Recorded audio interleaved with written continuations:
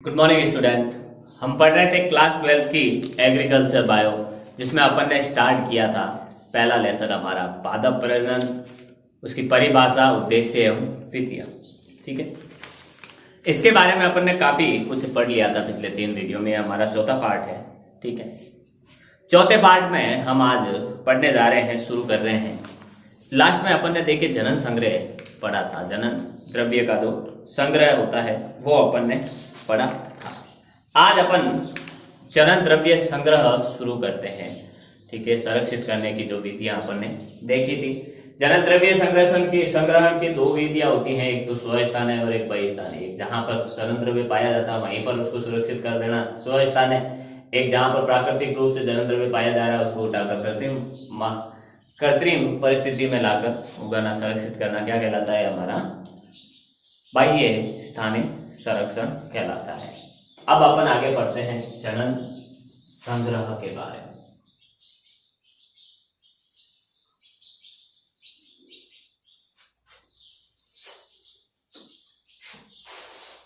जनन संग्रह की चर्चा करते हैं अपन। तो देखिए,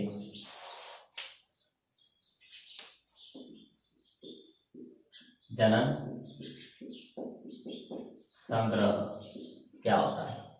जनन संग्रह की अगर अपन बात करें तो देखिए, किसी भी फसल एवं उसके जंगली संबंधियों की बहुत सी किस्मों या प्रारूपों का क्या करना, जिन प्रारूपों को संग्रह कर उस फसल का जनन द्रव्य संग्रह या जीन बैंक कहते हैं। ठीक है, तो देखिए, किसी भी फसल या उसके जंगली संबंधियों की बहुत सी किस्में, कोई फसल है और उसकी जंगली किस्मों की बहुत सारी फसलों या किस्मों या जीन प्रारूपों के संग्रह को उस फसल का क्या कहते हैं? जीन बैंक कहते हैं या जनन द्रव्य संग्रह कहते हैं। ठीक है, किसी भी फसल एवं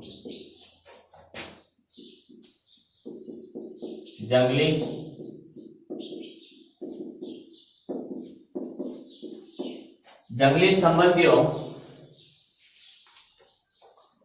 की बहुत सी किस्मों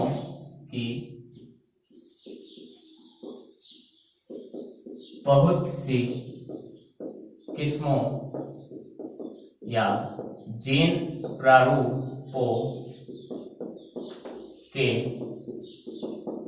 संग्रह को उस फसल का जनन द्रव्य संग्रह या जीन बैंक कहते हैं। उस फसल का जनन द्रव्य संग्रह या जीन बैंक कहते हैं। जीन बैंक कहते हैं। अब बहुत सी फसलों का जो जनन द्रव्य होता है वो इकट्ठा किया जाता है। जहां इकट्ठा किया जाता है, जो इकट्ठा किया जाता है उसे जनन द्रव्य संग्रह या जीन बैंक कहते हैं। ठीक है, आगे देखिए, जनन द्रव्य संरक्षण की कुछ क्रियाएं होती है। कौन कौन सी क्रियाएं की जाती हैं? जनन द्रव्य संरक्षण की क्रियाएं।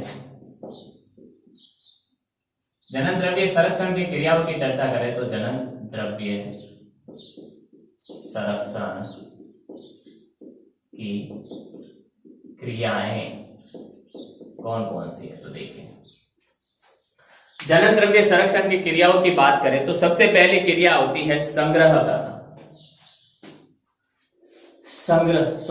पहला जो होता है वो होता है, पहली क्रिया होती है संग्रह। अतः जनन द्रव्य संरक्षण करने के लिए पहले क्या होना चाहिए? हमारे पास जनन द्रव्य तो होना चाहिए। तो जनन द्रव्य का पहले क्या करते हैं? अपन संग्रह करते हैं। दूसरा अपन करते हैं क्रिया गुणन, यानी उनमें वृद्धि करते हैं, आपस में क्रिया करा के, संकरण करवा के उनकी वृद्धि उगा करते हैं, जिससे उनकी वृद्धि करवाई जाती है। फिर तीसरा है मूल्यांकन। ये सब आप अपन आराम से इसमें लिख सकते हैं, तो डीपली इसको ज्यादा पढ़ने की जरूरत नहीं है, बस समझने की जरूरत है। तो मूल्यांकन, अब जो भी गुणन के द्वारा जो भी हमें पादप प्राप्त हो रहा है, जनन द्रव्य प्राप्त हो रहा है, क्या वो उत्तम किस्म का है? बढ़िया है, सबसे बेस्ट है। ठीक है, इसका मूल्यांकन करना, उसका टेस्ट करना। फिर मूल्यांकन के बाद हम क्या करते हैं, सूचीबद्धन।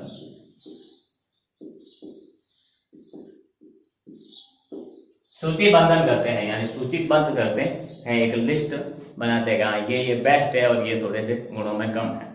आगे देखिए, फिर करते हैं गुणन एवं वितरण। जब सूचीबद्धन हो जाता है, बढ़िया बढ़िया क्वालिटी वाली हमारे पास जनन द्रव्य आ जाती है, तो हम तीसरा पांचवा क्या करते हैं, उसका फिर से गुणन करते हैं। बढ़िया क्वालिटी वाले जनन द्रव्य का क्या करते हैं, फिर से गुणन करते हैं, फिर से उसकी वृद्धि करवाते हैं। ठीक है, और वृद्धि फिर से गुणन एवं वितरण करते हैं। ठीक है, फिर अपन उसको बांट देते हैं, जगह जगह फैला देते हैं। फिर वितरण के बाद क्या होता है, उसे जहां भेजते हैं वो क्या करते हैं, इसका उपयोग करते हैं, उसका उपयोग होता है। ठीक है, तो ये जनन द्रव्य संरक्षण की क्या होती हैं, क्रियाएं होती हैं जो की जाती हैं। देखिए, जनन द्रव्य संग्रह जिसमें किसी फसल है उसके जो संबंधित प्रजातियों के विश्व भर के एकत्रित किए गए विभेद हो, उसको अपन क्या कहते हैं, उसको विश्व संग्रह कहते हैं। अब जनन द्रव्य संग्रह जिसमें क्या करते हैं अपन, किसी प्रजाति और उसके विश्व भर के जो संबंधी होते हैं, जंगली संबंधी हो, खेती वाले संबंधी हो, उन सब के विश्व के पूरे विश्व में जहां कहीं भी वो पाया जाता है, उसके जनन द्रव्य को इकट्ठा करना, क्या इकट्ठा किया जाता है, तो संग्रह किया जाता है, तो उसे अपन विश्व संग्रह कहा जाता है। ठीक है, जनन द्रव्य संग्रह जिसमें जनन द्रव्य संग्रह जिसमें अपन क्या करते हैं, जिसमें किसी फसल है उससे, किसी फसल एवं उससे संबंधित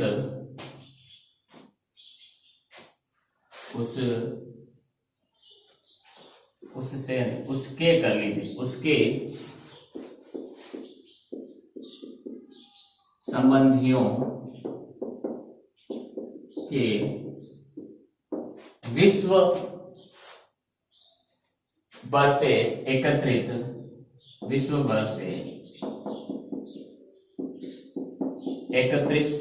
किए गए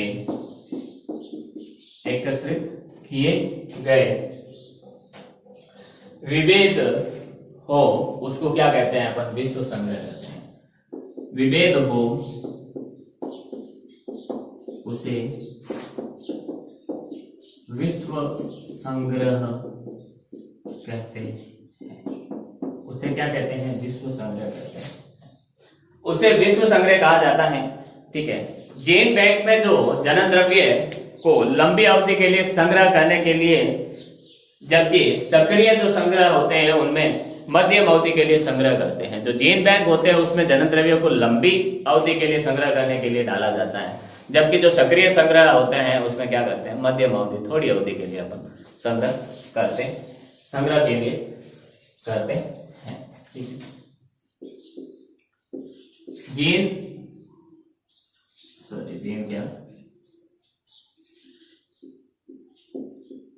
जनन द्रव्य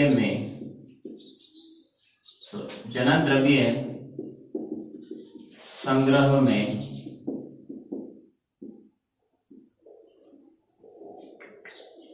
जनन द्रव्य संग्रह में लंबी अवधि के लिए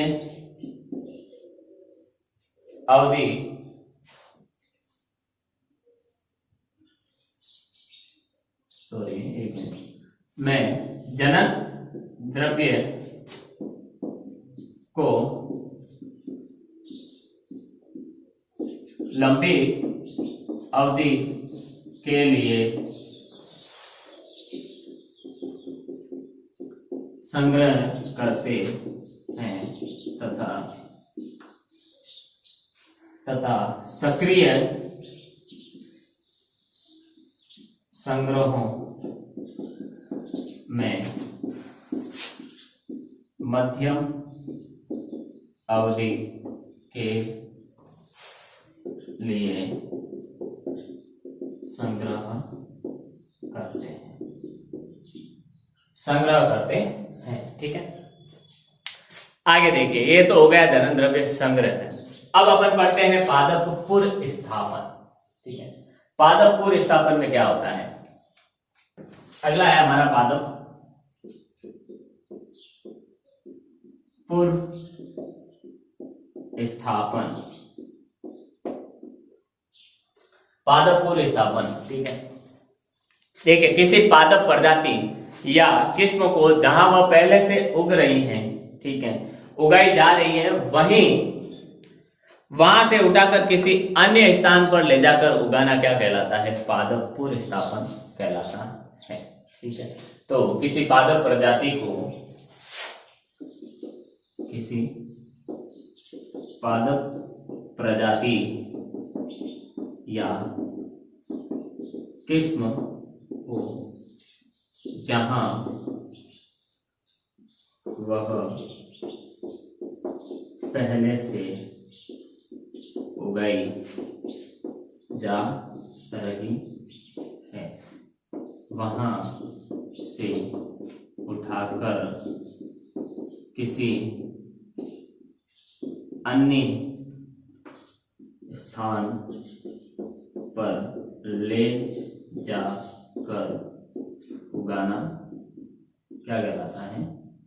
ले जाकर उगाना पादप पूर्व स्थापन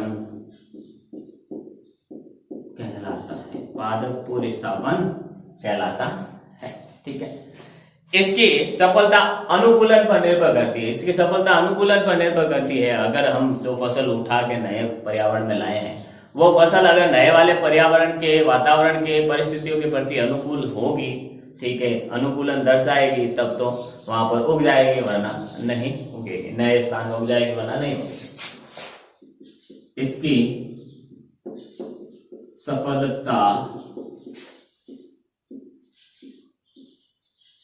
अनुकूलन पर निर्भर करती है। इसकी सफलता क्या करती है? अनुकूलन पर निर्भर करती है। ठीक है, अब पूर्व स्थापन के प्रकार क्या होते हैं? पूर्व स्थापन के दो प्रकार होते हैं।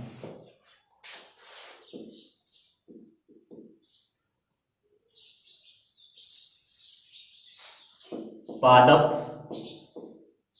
पूर्व स्थापन दो प्रकार का होता है। एक तो होता है प्राथमिक और एक होता है द्वितीयक। एक प्राथमिक पूर्व स्थापन और एक द्वितीयक पूर्व स्थापन। प्राथमिक पूर्व स्थापन और एक द्वितीयक पूर्व स्थापन। ठीक है, देखिए, जब पूर्व स्थापन किस्म को बिना किसी चयन के नई किस्म के रूप में विमोचित कर खेती के लिए वितरित करते हैं, तो उसे अपन प्राथमिक पूर्व स्थापन कहते हैं। जब पूर्व स्थापित जो किस्म होती हैं, उसमें से किसी भी प्रकार का चयन नहीं किया जाता है जैसे कि जैसे अपन वितरित कर देते हैं। ठीक है, तो उसे अपन क्या कहते हैं? प्राथमिक पूर्व स्थापन कहते हैं। जब पूर्व स्थापित किस्म को, जब पूर्व स्थापित किस्म को बिना किसी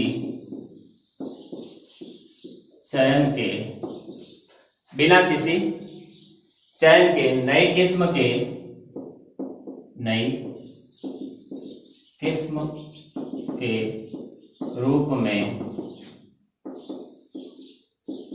विमोचित, नई किस्म के रूप में क्या कर देते हैं? विमोचित कर खेती के लिए, विमोचित करके खेती के लिए क्या करते हैं? वितरण करना।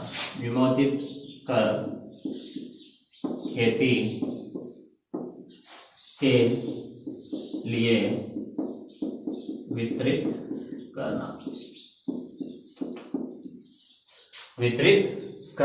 ठीक है, आगे देखिए, द्वितीयक पूर्व स्थापन में तो क्या होता है?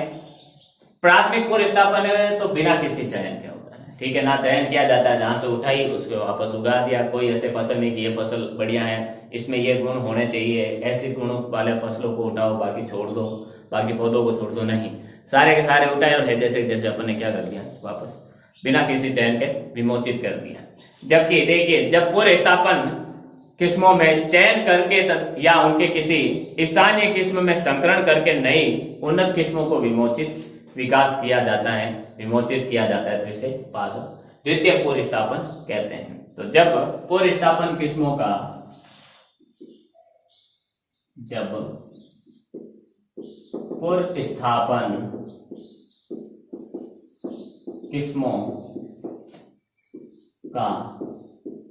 चयन करके या उनका किसी स्थानीय किस्म से संकरण, स्थानीय किस्म से संकरण करके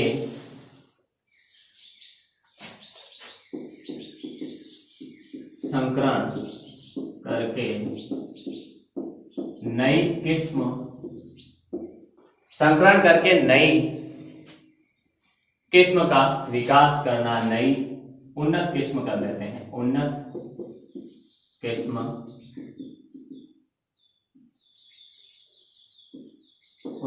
का विकास करना, उन्नत किस्म का विकास करना। ठीक है, आगे देखिए, अब पादप पूर्व स्थापन की क्रिया कैसे होती है। पादप पूर्व स्थापन की क्रिया विधि अपन देखते हैं। तो पादप पूर्व स्थापन की क्रिया विधि, पादप पूर्व स्थापन की क्रिया विधि की अगर अपन चर्चा करें, ठीक है, या प्रक्रिया की क्रिया विधि या प्रक्रिया की चर्चा करें, तो पहला देखिए, पहला होता है अर्जन। पहली क्रिया होती है अर्जन। ठीक है, अर्जन का मतलब क्या होता है, अर्जन में क्या होता है, देखिए, जो वांछित जनन द्रव्य या किस्म होती हैं, जो हमें चाहिए, हमारी इच्छा अनुसार हो, ठीक है, तो इच्छित या वांछित जनन द्रव्य या किस्म को प्राप्त करने को क्या कहते हैं, अर्जन कहते हैं। प्राप्त करने को अर्जन कहते हैं। वांछित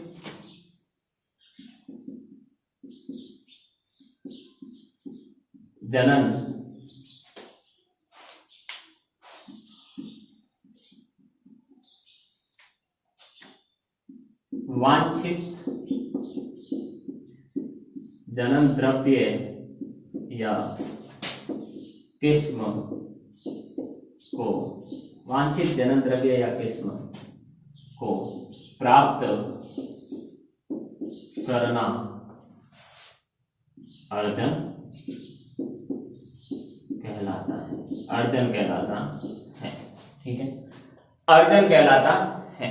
ठीक है, सभी जो पादप पूर्व स्थापन होते हैं वो राष्ट्रीय पादप आनुवांशिक संसाधन ब्यूरो NDPGR के माध्यम से होना अनिवार्य है। जो पादप पूर्व स्थापन होते हैं, पूर्व स्थापित होते हैं, जिन पादपों को पूर्व स्थापित किया जाता है एक नई जगह से, एक पुरानी जगह से, प्राकृतिक जगह से नई जगह में लाके उगाया जाता है, वितरित किया जाता है, तो उसको NDPGR का मान्यता प्राप्त होना जरूरी है, क्योंकि NDPGR ही उसको क्या करती है, मान्यता देती है कि इसमें किसी प्रकार का नुकसान नहीं है, किसी प्रकार के हानिकारक लक्षण है नहीं। ठीक है, तो आप इसको उगा सकते हैं। ये NDPGR द्वारा होता है। ठीक है, तो सभी पादप पूर्व स्थापन, सभी पादप पूर्व स्थापन, सभी पादप पूर्व स्थापन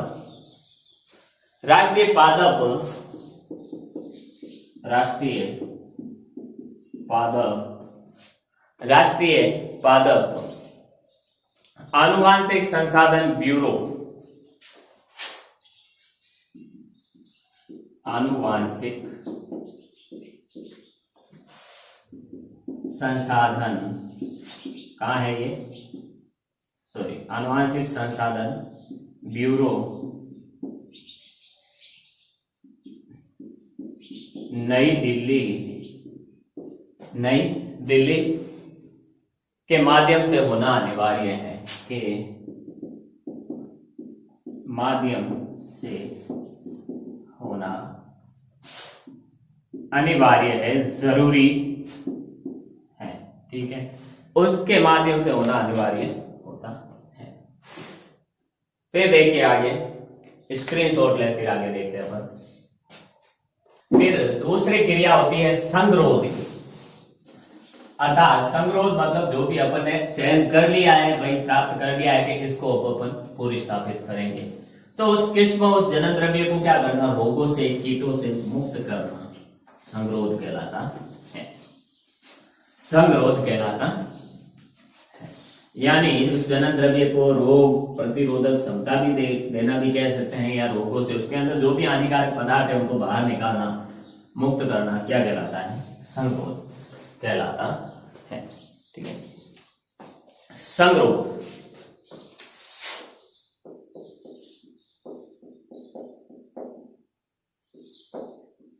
संगरोध में क्या करते हैं अपन, तो देखिए बाहर से आयातित, बाहर से जो आने वाले आयातित बीजों तथा पादपों का पादप उत्पादों का रोग कीट एवं खरपतवारों से मुक्त हो सुनिश्चित करने की जो प्रक्रिया होती है उसको संगरोध कहते हैं, ठीक है। बाहर से आयातित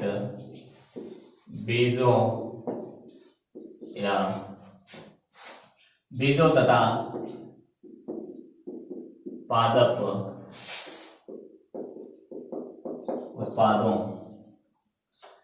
बाहर से आयातित बीजों तथा पादप उत्पादों का रोग कीट एवं खरपतवारों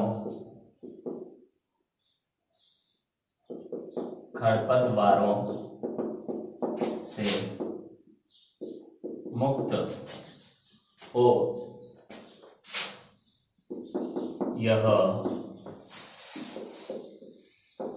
सुनिश्चित करने की प्रक्रिया को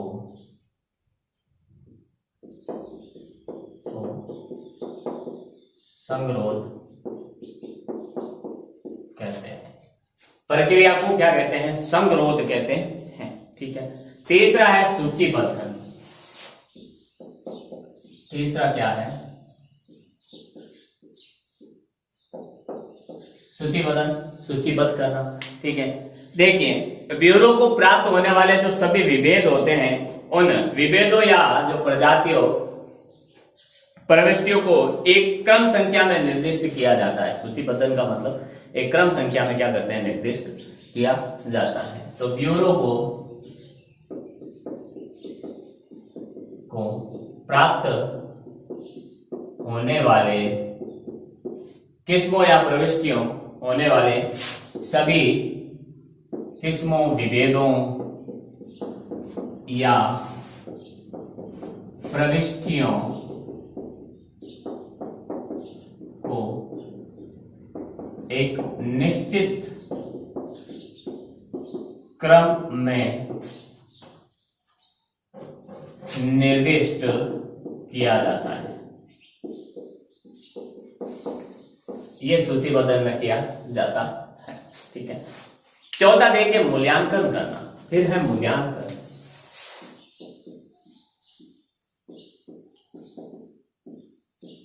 मूल्यांकन की अगर बात करें अपन तो देखिए मूल्यांकन में क्या करते हैं, सभी प्रविष्टियों को ब्यूरो के केंद्रों पर उगाकर, ब्यूरो के केंद्रों पर जो भी प्रविष्टियां हमने बाहर से मंगाई हैं, ठीक है, बाहर से आई हैं, उनको केंद्रों पर, ब्यूरो के जो केंद्र होते हैं केंद्रों पर उगाकर उनकी उपज एवं अन्य अभिलक्षणों का मूल्यांकन किया जाता है। अन्य लक्षणों, अन्य गुणों का क्या करते हैं, मूल्यांकन करते हैं, ठीक है। सभी प्रविष्टियों को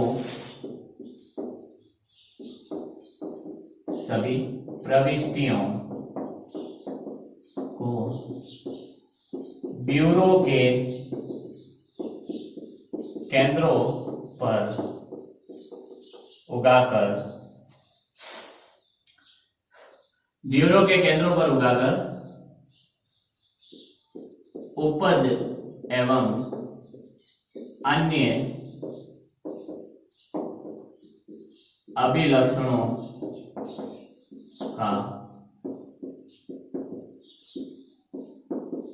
मूल्यांकन किया जाता है।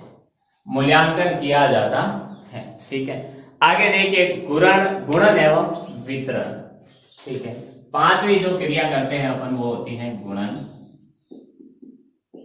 एवं वितरण।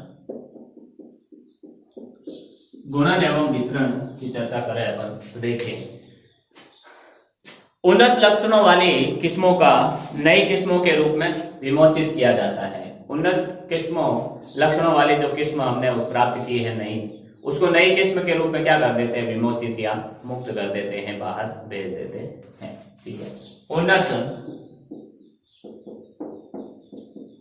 लक्षणों वाली किस्मों को नई किस्मों के रूप में विमोचित करते, नई किस्मों के रूप में क्या करते हैं, विमोचित करते हैं। ठीक है, ऐसी किस्मों के बीज का उत्पादन तथा वितरण निगमों द्वारा किया जाता है। जो निगम बनाए गए हैं, सभी जगह पर केंद्र बनाए गए हैं, उनके द्वारा इन किस्मों का क्या करते हैं, उत्पादन और वितरण करते हैं। ऐसी किस्मों का उत्पादन, ऐसी किस्मों के बीज का उत्पादन एवं वितरण किसके द्वारा किया जाता है, निगमों के द्वारा किया जाता, निगम के द्वारा या निगमों के द्वारा किया जाता है। ठीक है, आगे देखिए, पादप पुनर्स्थापन के लाभ क्या क्या है वो भी अपन देखते हैं। ये पादप पुनर्स्थापन की क्रियाएं कंप्लीट हो गई। अब पादप पुनर्स्थापन के लाभ, पादप पुनर्स्थापन के लाभ क्या क्या है देखिए। हाईएस्ट तो पादप पुनर्स्थापन के लाभ क्या क्या है। पहला लाभ है कि इसके द्वारा नई फसलें प्राप्त की जा सकती हैं। इसके द्वारा नई प्रकार की फसलें, अच्छे गुणों वाली फसलें प्राप्त की जा सकती हैं। इसके द्वारा नई किस्में या फसलें प्राप्त की जा सकती है, प्राप्त की जा सकती है। बिना चयन एवं संकरण के नई किस्में प्राप्त की जा सकती है। इसके द्वारा बिना किसी का चयन किए, ना ही किसी का संकरण करवा के अपन क्या कर सकते हैं, नई किस्में प्राप्त कर सकते हैं। इसके द्वारा बिना किसी संकरण व चयन के नई किस्में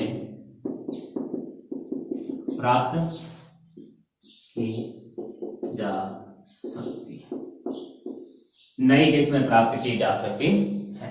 ठीक है, फिर देखिए, समय, श्रम और धन की भी बचत होती है। समय भी कम लगता है क्योंकि भाई अपन ने मूल्यांकन किया और कर दी, वरना चयन वायन में काफी समय लगता है। तो समय, धन और श्रम की बचत होती है। तीसरा है समय,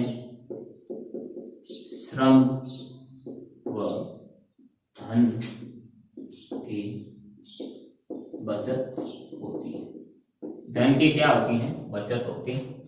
ठीक, धन की बचत होती है। आगे देखें,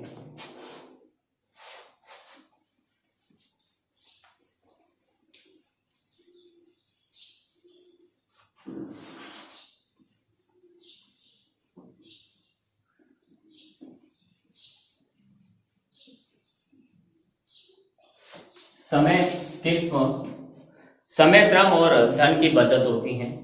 चौथा जो लाभ है पादप पुनर्स्थापन का, फसलों को नए रोग और कीट मुक्त क्षेत्रों में स्थापित कर रक्षा की जा सकती है। फसलों को जो फसलों को नए रोग एवं कीट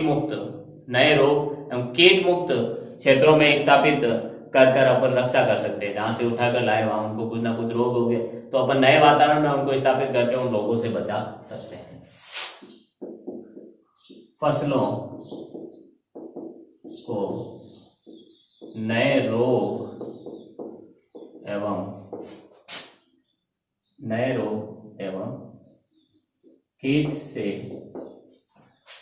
एवं कीट मुक्त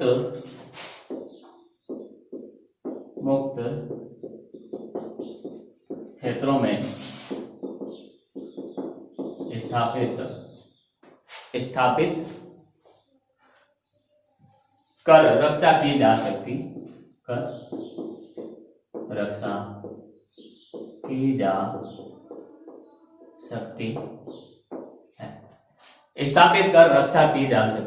है। ठीक है।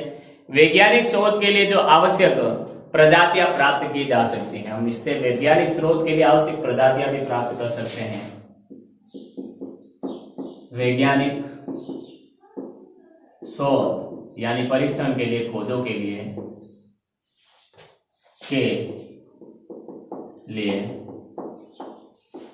आवश्यक प्रजातियां क्या कर सकते हैं, प्राप्त की जा सकती है। आवश्यक प्रजातियां भी प्राप्त की जा सकती हैं। ठीक है। अब पादप पुनर्स्थापन के दोष क्या क्या हैं वो भी अपन देख लेते हैं और कंप्लीट करते हैं इसको। पादप पुनर्स्थापन के दोष। ठीक है। पादप पुनर्स्थापन के दोष क्या क्या है तो देखिए, फसलों के साथ खरपतवारों का प्रवेश हो जाता है। बाहर से कहीं फसल लाते हैं अपन तो क्या होता है, उसके साथ वहां के खरपतवार भी आ जाते हैं, तो फसलों के साथ खरपतवारों का प्रवेश हो जाता है। फसलों के साथ खरपतवारों का प्रवेश हो जाता है। फसलों के साथ खरपतवारों का प्रवेश हो जाता है साथ साथ में। ठीक है। दूसरा इसकी कमी क्या है, जो पूर्व स्थापित किस्में होती हैं के साथ देश में नए रोगों का भी प्रवेश हो जाता है। खरपतवार के साथ साथ नए रोग भी आ जाते हैं। पूर्व स्थापित फसलों के साथ नए रोगों का भी प्रवेश होता है, प्रवेश हो सकता है। ठीक है। कई प्रजातियां जो होती है वो अनिष्टकारी खरपतवार के रूप में फैल जाती हैं। ऐसी कई प्रजातियां ऐसी होती हैं जो इस तरीके से फैल जाती हैं कि जो नष्ट नहीं होती हैं। ऐसे खरपतवारों के रूप में अनिष्टकारी यानी नष्ट नहीं होने वाले खरपतवारों के रूप में फैल जाती है। कई प्रजातियां अनिष्टकारी खरपतवारों के रूप में फैल जाती है। अनिष्टकारी खरपतवारों के रूप में क्या हो जाती हैं, फैल जाती हैं। कुछ जो पूर्व स्थापित प्रजातियां होती हैं वो पारिस्थितिक संतुलन को खराब कर देती हैं। कुछ पूर्व स्थापित प्रजातियां पारिस्थितिक संतुलन को खराब कर देती है। ठीक है। अब पादप पुनर्स्थापन की उपलब्धियां हैं और उसके बाद अपन कुछ नया पढ़ेंगे। पादप पुनर्स्थापन की उपलब्धियां क्या क्या हैं, कौन कौन सी उपलब्धियां प्राप्त हुई है पादप प्रतिस्थापन से, तो इनकी भी अपन चर्चा कर लेते हैं। ठीक है, तो देखिए जो नई फसलें आई हैं, नई फसलें कौन कौन सी पादप प्रतिस्थापन से आई है, तो नई फसलें जैसे आलू की, आलू में भी कई प्रकार की नई फसलें पादप प्रतिस्थापन द्वारा लाई गई है। आलू, मक्का, मूंगफली, अरहर, मटर, आलू, मक्का, मूंगफली, अरहर, मटर, मक्का, मूंगफली, अरहर, मटर, टमाटर, गन्ना, पपीता, टमाटर, गन्ना, पपीता। फिर आगे देखिए दूसरा है नई किस्में कौन कौन सी हैं, तो नई किस्में लाई गई हैं पादप प्रतिस्थापन द्वारा विकसित की गई है या बाहर से लाई गई है, तो वो देखिए जैसे धान की TN1, धान की किस्में है जैसे धान की TN1, TN1, TN1, ठीक है, IR8 यानी 8, IR18 सॉरी 28, ये धान की किस्में है। ठीक है, फिर IR36 किस्में, IR36, ठीक है। फिर गेहूं की कुछ किस्में, गेहूं की रिडले, गेहूं की रिडले, रिडले, लरमा, रोहा और सोनारा 64 आदि, लरमा, रोहा व सोनारा 64 आदि। सोनारा 64 आदि क्या है, ये आनुवांशिक पूर्व स्थापित फसलें हैं जो बाहर से लाई गई है, किस्में हैं बाहर से लाई गई है। ठीक है, फिर है एक परिभाषा अपन लास्ट में और लिख देते हैं, पुनरुत्पादन। पुनरुत्पादन क्या होता है, पुनरुत्पादन की अगर अपन चर्चा करें तो पुनरुत्पादन क्या करता है, क्या होता है, किसी प्रवृत्ति के जो बीज होते हैं या प्रवृत्तियों को खेत में उगाने तथा उन पौधों से इस प्रवृत्ति के नए बीज प्राप्त करने को अपन क्या कहते हैं, पुनरुत्पादन कहते हैं। किसी प्रवृत्ति या किस्म के बीजों को, प्रवृत्तियों को क्या करना, किसी खेत में उगाना और उनसे नए बीज प्राप्त करना क्या कहलाता है, करने की जो क्रिया होती है उसको पुनरुत्पादन कहते हैं, पुनरुत्पादन कहते हैं। किसी प्रवृत्ति के बीजों या प्रवृत्तियों को किसी प्रवृत्ति के बीजों या प्रवृत्तियों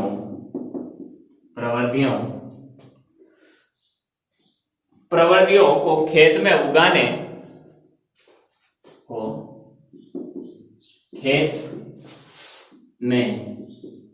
उगाने तथा उनसे नए बीज प्राप्त करने की प्रक्रिया को पुनरुत्पादन कहते हैं, पुनरुत्पादन कहते हैं। ठीक है, पुनरुत्पादन कहते हैं। स्क्रीनशॉट ले आप इसका। इसके बाद अगला टॉपिक होगा हमारा आनुवांशिक अपरदन, जो अपन आने वाली क्लास में पढ़ेंगे। उम्मीद करता हूं जो भी आज अपन ने पढ़ा वो आपको समझ में आया होगा। मिलते हैं अगली क्लास में, तब तक के लिए all the best, thank you.